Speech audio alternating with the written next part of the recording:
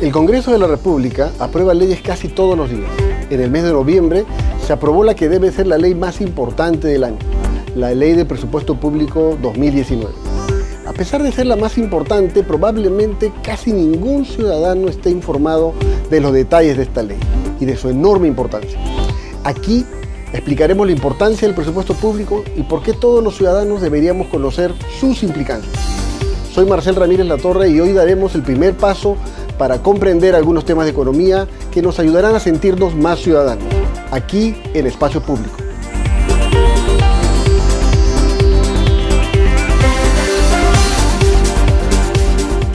Cada año, en el mes de diciembre, se promulga la Ley del Presupuesto Público para el año fiscal siguiente. A pocos días de iniciado el año 2019, vale la pena tener algunos alcances del presupuesto recientemente aprobado y que ya está en vigencia. En términos generales, el presupuesto público del año 2019 alcanza un monto de aproximadamente 168.000 millones de nuevos soles, un 6,9% mayor al del año 2018. Y vale la pena comentar que se han priorizado recursos especialmente para las áreas de educación, salud, lucha contra la anemia y combate de la violencia contra la mujer. Sin embargo, hay información muy relevante, pero pocas veces difundida respecto al presupuesto de cada año. Recordemos que el presupuesto público es el instrumento de política pública más importante. ¿Por qué? Porque pone en cifras el balance entre prioridades que el gobierno ha fijado para cada año e identifica quiénes van a financiar estas prioridades. Es decir, identifica quiénes van a soportar la carga del sistema tributario. El presupuesto público, por lo tanto, describe en forma muy general la existencia de un pacto fiscal implícito. Los más interesados en conocer los detalles del presupuesto, por tanto, deberíamos ser todos los ciudadanos, pues no solo puede favorecernos, sino también podría, en ocasiones, también perjudicarnos. Sin embargo, el desconocimiento es más grave de lo que parece, pues refleja un debilitado sentido de ciudadanía. El lado menos conocido del presupuesto es cómo se financian los gastos, es decir, la tributación. Aquí tenemos algunos datos importantes. Presten atención. Primer punto, la presión tributaria, es decir, el tamaño de la recaudación tributaria total respecto del Producto Bruto Interno, va a seguir incrementándose. Sin embargo, aún está en niveles muy bajos respecto de las necesidades que el país tiene. Es decir, corremos el riesgo de que las brechas aumenten debido a un estado aún insuficiente de recursos. Segundo punto, del total del presupuesto asignado, en el 2018 se ejecutó, es decir, se gastó efectivamente en promedio solo 3/4 partes de ese presupuesto. Es decir, aun cuando podemos tener más ingresos, necesitamos mejorar la capacidad de planificar y ejecutar el gasto en ciertos sectores y también a nivel de nuestros gobiernos subnacionales, como por ejemplo los municipios. Y así evitar la pérdida de recursos por no ejecución.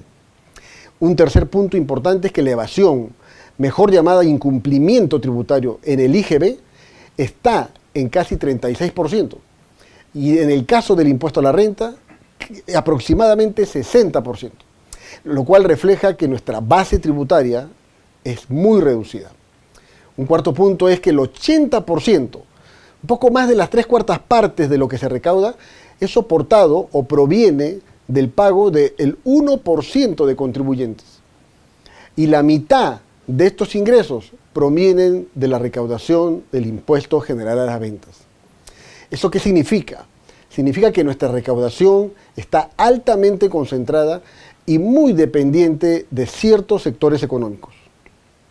Un punto también importante a resaltar es que los incentivos tributarios, aquellos que el gobierno ha definido para impulsar algunas actividades, están mal diseñados para promover actividades y tienen un costo en este momento de 1,5% del PBI en ingresos no obtenidos. Y finalmente, un último dato que vale la pena tener en cuenta es que hay estimaciones respecto de cuál es el costo de la corrupción en el Perú. Y este es de aproximadamente 1% del PBI. En suma, todas estas cifras demuestran que lo que llamamos un pacto fiscal en el Perú está roto. Los gastos se financian con ingresos que provienen de una mínima fracción de contribuyentes, y esto resta, lamentablemente, legitimidad al subestimar un acuerdo amplio que debe existir entre ciudadanos y Estado. Existen debilidades fuertes estructurales en nuestro país: la alta informalidad, la baja productividad y la debilitada competitividad. Y estos, a su vez, afectan la sostenibilidad de nuestros ingresos fiscales permanentes. Por ello, urge tomar medidas que reconstruyan este denominado pacto fiscal. Por ejemplo, debemos medir periódicamente lo que se llama la sociología fiscal, es decir, cómo el ciudadano está percibiendo la tributación, cuáles son las verdaderas causas de esta evasión e incumplimiento tributario y cómo percibe la calidad y cobertura de los servicios públicos. La difusión de los resultados de estas mediciones permitirán que la ciudadanía recupere su rol de control social y de aliado del proceso de formulación del presupuesto. Otra segunda posibilidad es transparentar más claramente los costos de los incentivos tributarios, no solo resaltando cuánto se deja de recaudar, sino también identificando quiénes son los reales beneficiarios de estos incentivos. Un tercer punto sería comprender que la tributación no es un fin en sí mismo, es realmente un medio para lograr objetivos de desarrollo, por lo que no es importante solo cuánto se recauda, sino también la calidad del cumplimiento tributario y la calidad del gasto. Debemos finalmente pedirle al Ministerio de Economía y Finanzas que evalúe el sistema tributario en términos de su impacto sobre pequeñas y medianas empresas y sobre sus específicas posibilidades de crecimiento productivo. El presupuesto público es el instrumento más importante de las políticas públicas y como ciudadanos debemos aprender a comprenderlo, y el Ejecutivo debe empezar a enseñarnos sus características de una manera más sencilla y transparente para que cada año la discusión sobre el mismo sea más participativa e informada.